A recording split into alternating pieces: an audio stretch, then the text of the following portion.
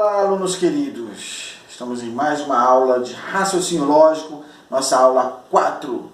Ok, pessoal? Prazer novamente, professor Cleidson, com vocês, certo? Queridos alunos, vamos mais uma vez nessa jornada de aprendizado, essa jornada maravilhosa, nada como aprender. Aprender é uma coisa muito boa. Então, pessoal, novamente estamos estruturando, nossa aula está estruturada com a apresentação do conteúdo, as questões que ficam para vocês de resolução de questões, de fixação do conteúdo, e finalmente uma leitura para a próxima aula. O que aprendemos, pessoal? Nós já estudamos, primeira aula porcentagem, depois nós vimos potenciação, depois razão e proporção. Tá, pessoal? Então aqui nós estamos no nosso objetivo de aula estabelecido. Primeiramente nós vamos fazer uma introdução à lógica de argumentação. Ok, pessoal? Então esse é o nosso objetivo de aula e depois desenvolvemos o resto das outras partes dessa aula.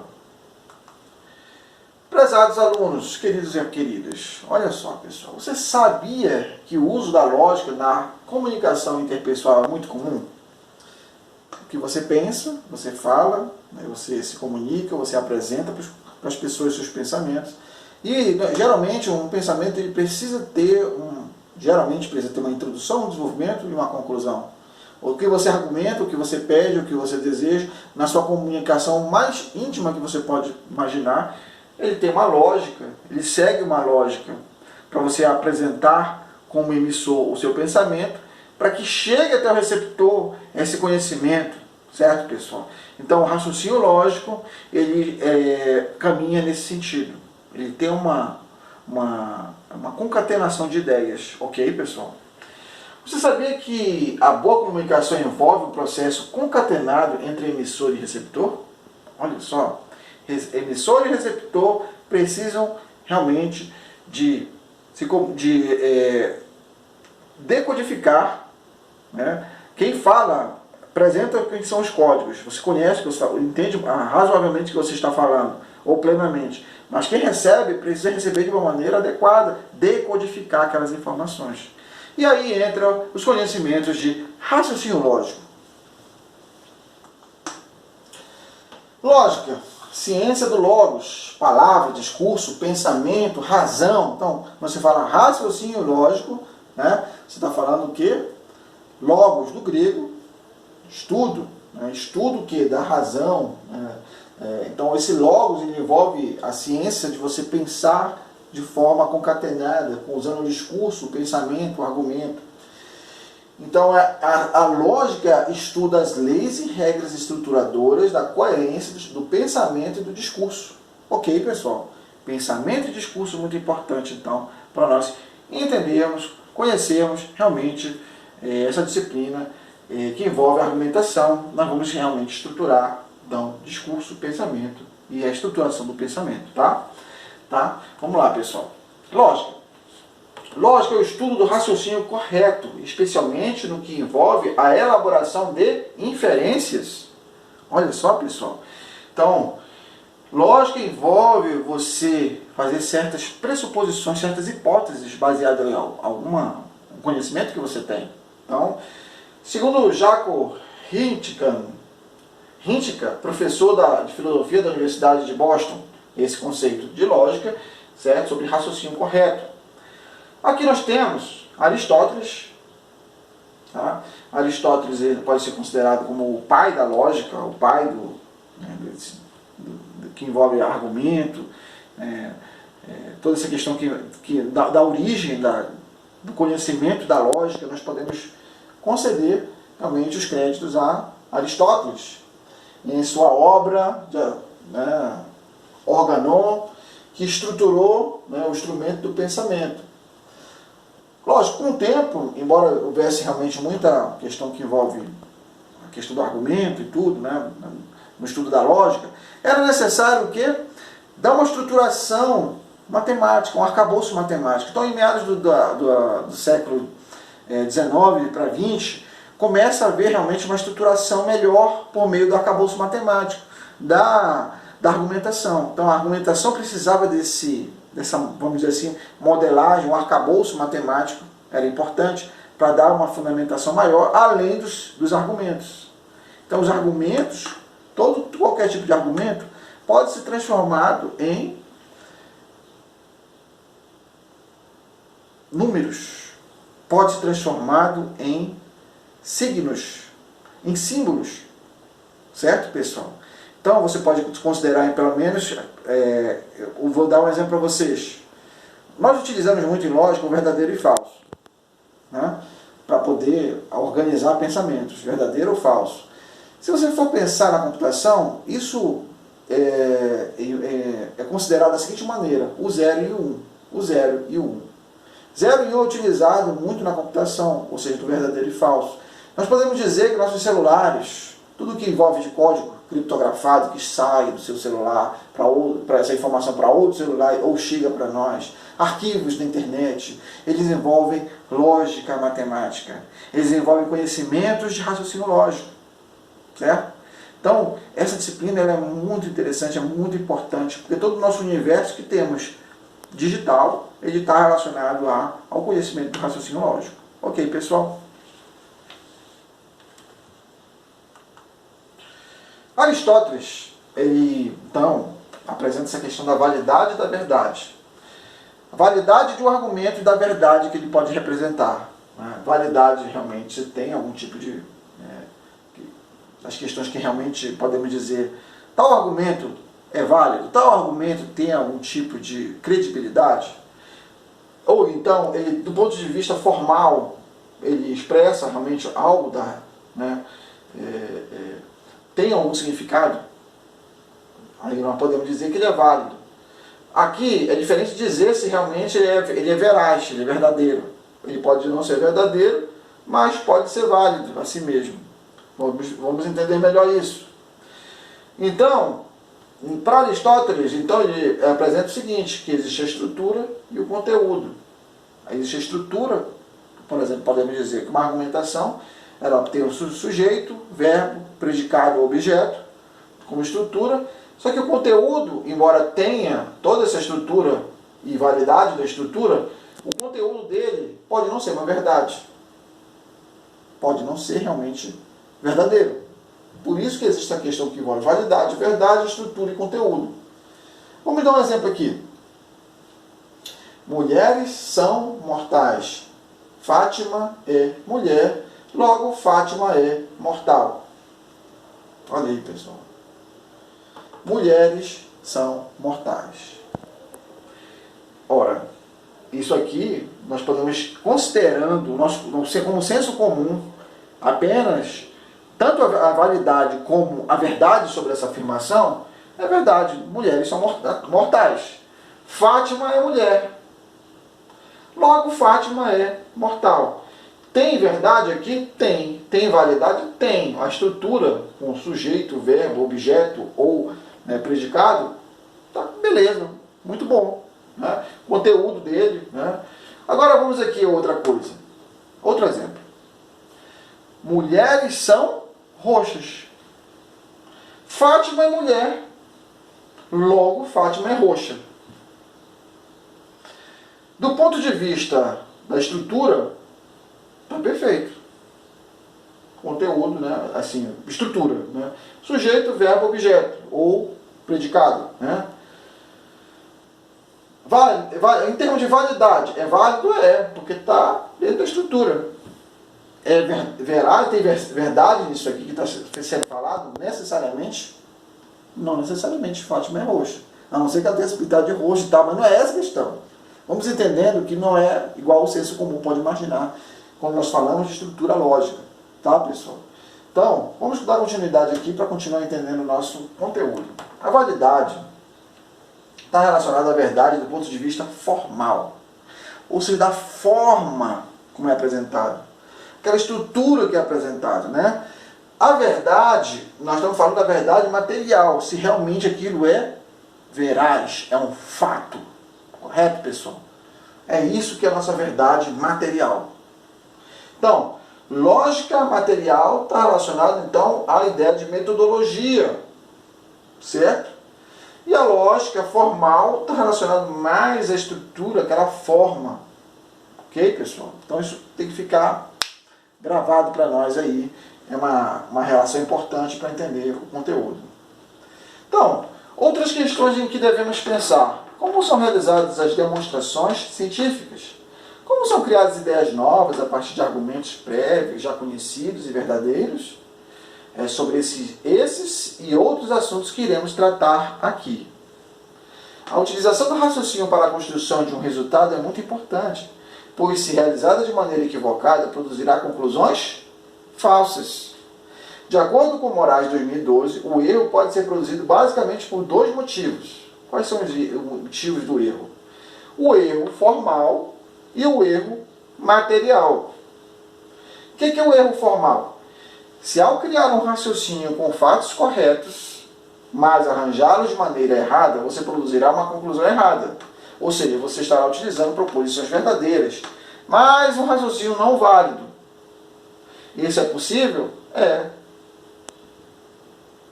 possível. Erro material.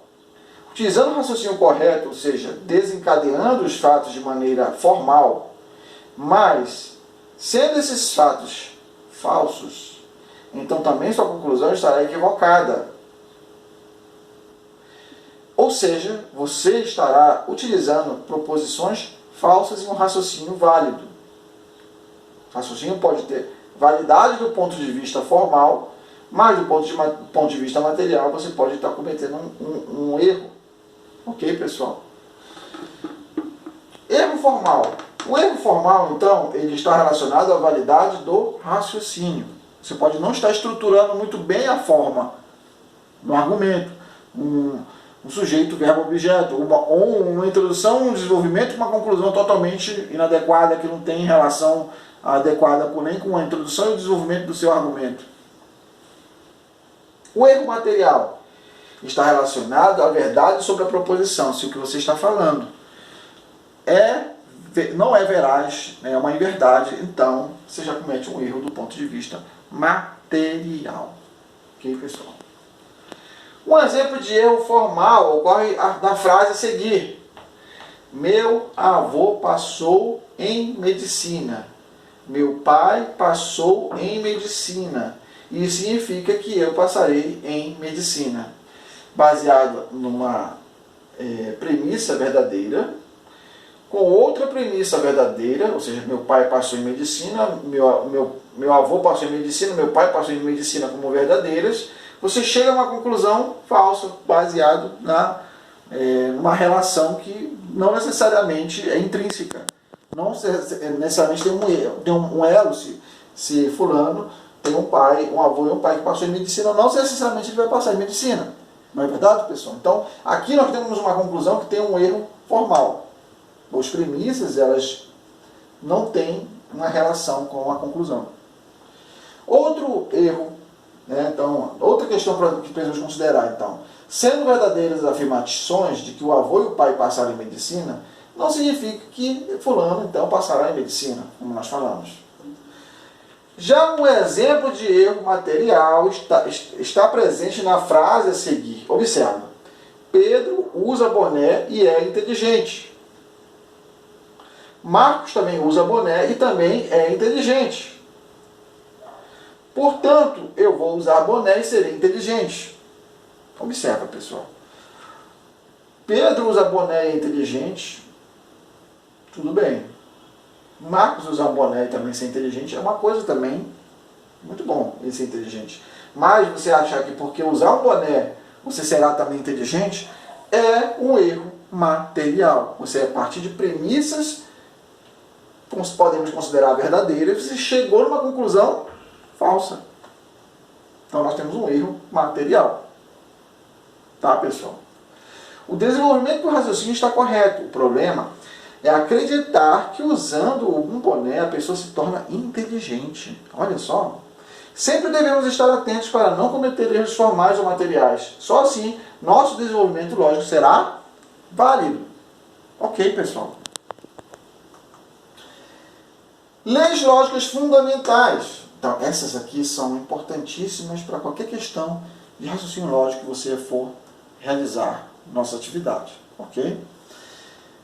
Nós temos 3 princípios que são as leis lógicas fundamentais. O princípio da identidade, o princípio da não contradição e o princípio do terceiro excluído. Princípio da identidade. Todo objeto é idêntico a si mesmo. O que significa que todo objeto é idêntico a si mesmo? Somente A é igual a A. B é igual a B. Mas nesse sentido, se A é igual a A e B é igual a B, nós podemos ainda dizer que A é igual a B. Todo objeto é idêntico a si mesmo. Independentemente de A ser igual a A, não podemos necessariamente dizer que A não é igual a B. A é igual a A e B é igual a B, mas nós podemos ainda dizer que A é igual a B. Mas identidade é alguma coisa muito específica quando nós falamos em matemática, né? Principalmente matemática. Então, o que nós vemos aqui? Princípio da identidade nós já vimos, princípio da não contradição. De duas afirmações contraditórias não podem ser verdadeiras ao mesmo tempo. Ou seja, se A é igual a B, ou se A é B, nós não podemos dizer que ao mesmo tempo A não é B, ou são mutuamente exclusivas. Não podemos dizer se A é B, não posso dizer que A não é B, porque essas duas afirmações são mutuamente exclusivas. Por isso que é o princípio da não contradição. Não podem ser contraditórias. Tá, pessoal? Princípio do terceiro excluído. Para qualquer proposição, ou a proposição é verdadeira, ou a sua negação é verdadeira. Tá, pessoal? Esse terceiro excluído é o seguinte, nós vemos o seguinte, nessa questão da proposição, você não pode ter uma outra afirmação, ou é verdadeiro, ou é falso. Não existe a penumbra entre o meio verdadeiro e o meio falso. Ou podemos dizer, ou é certo, ou é errado. Não é meio certo, nem meio errado. Ok? Então, outro princípio é princípio do terceiro excluído, porque não tem um terceiro elemento que você vai classificar. Ou é verdadeiro ou é falso. Não existe meia mentira. A mentira, ela é mentira inteira. Ok? E esse é o princípio do terceiro excluído. Lógica e linguagem. A lógica ela é pragmática, ela tem um certo pragmatismo, uma certa praticidade e objetividade muito grande, podemos dizer assim. O uso concreto da linguagem, né? Ela tem um uso concreto da linguagem, sua relação com os sujeitos falantes e o contexto em que os signos são utilizados. Aqui signos, pessoal, não é horóscopo não, é questão relacionada a símbolos, as simbologias que nós utilizamos no raciocínio lógico, ok? Então existe aqui um certo pragmatismo. Semântica, significado dos signos. Então, você considera esse pragmatismo na lógica e na linguagem, a semântica, né? Ou seja, qual o significado daquela frase, né? A parte semântica mesmo, você pode utilizar do ponto de vista da linguagem, mesmo a semântica da linguagem, mesmo sujeito, verbo, objeto ou predicado.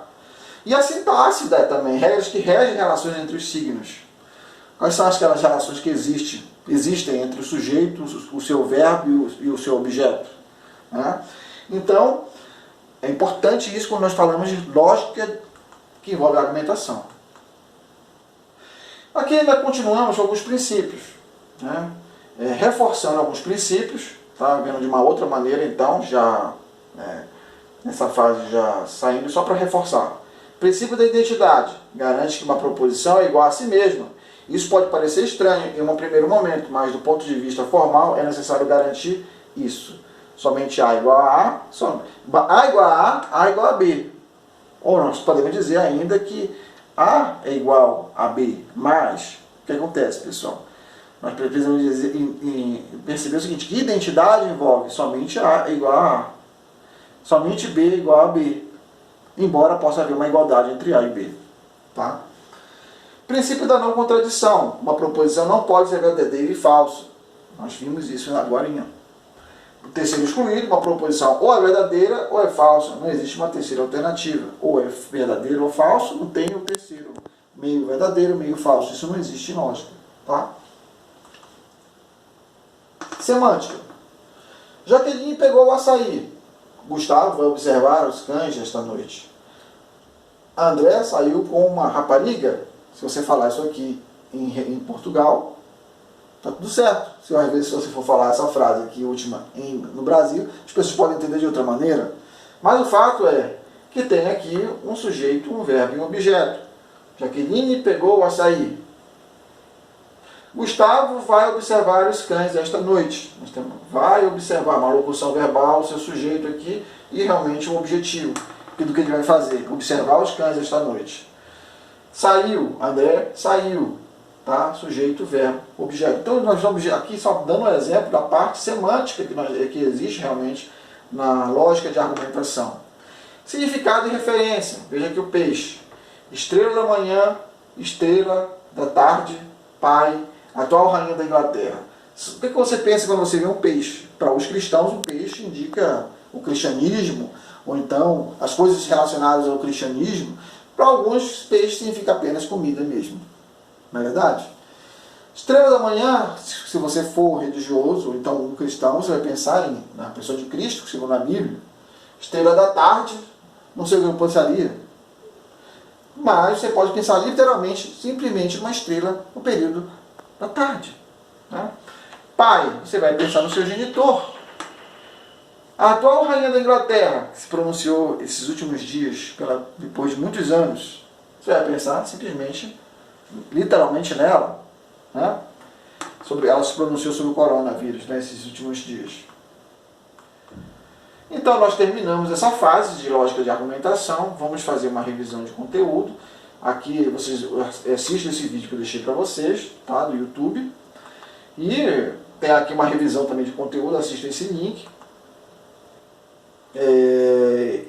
Terminamos essa parte, vou deixar aqui que vocês têm que entregar o exercício até o dia 17 de abril, às 23h59. Ok, pessoal? Esse exercício está lá no AVA. Faça os exercícios do AVA, ambiente virtual de aprendizagem, do AVA, e para poder obter a pontuação de vocês na disciplina, ok? Obrigado por essa etapa que nós já chegamos, né? Está aqui nossa referência bibliográfica. Muito obrigado por tudo. Estamos juntos nessa luta, juntos aí, né? Nesse momento que estamos vivendo de pandemia, sempre firmes, em oração, tranquilos. Fiquem em paz, pessoal. O mais importante é confiar muito em Deus, certo? Se apegar à palavra dele. Fiquem em paz e tranquilidade. Desejo para vocês realmente tudo de bom. Controlem a ansiedade de vocês por meio das orações. Um forte abraço.